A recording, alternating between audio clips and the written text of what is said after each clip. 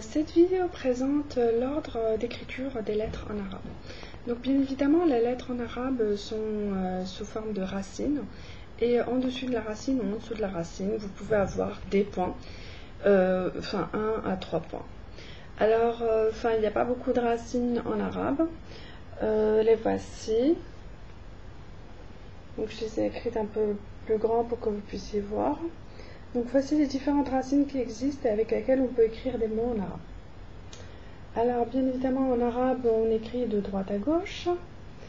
Et je vais vous donner l'ordre d'écriture des différentes lettres. Alors vous avez, j'espère que vous arrivez à voir, voilà, là vous arrivez à voir. Alors donc là vous avez l'ordre d'écriture des différentes lettres en arabe. Je donne juste une vision globale dans cette vidéo et puis on détaillera bien plus chaque lettre dans les prochaines vidéos. Là je vous donne vraiment un ordre avec lequel vous pouvez écrire les lettres. Vous avez les petites flèches, donc vous avez les petites flèches qui vont du haut vers le bas et ça va vraiment dans l'ordre. Alors pour écrire la lettre L qui est tout en haut, donc c'est la L en français mais la L à l'envers c'est la même chose en arabe. Donc vous faites le premier, vous descendez la flèche et puis après vous allez comme ça. De la même chose pour la lettre N qui est là. La lettre Ch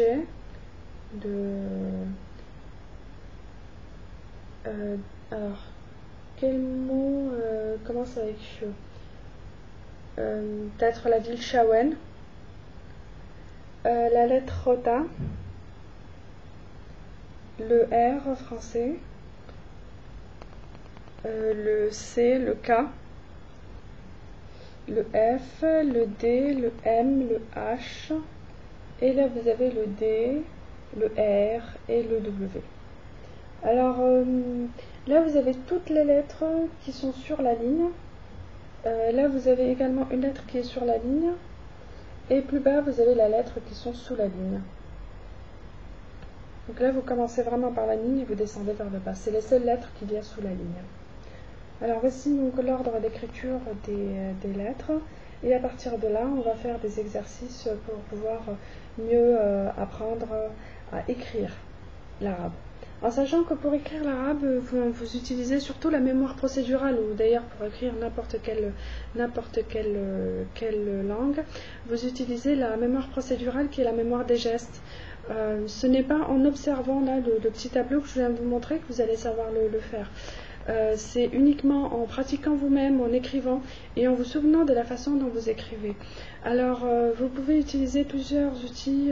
Vous pouvez utiliser bien évidemment le stylo et la feuille, mais je vous conseille également peut-être pour il y a certaines personnes qui préfèrent apprendre avec le doigt, mais le doigt dans l'espace.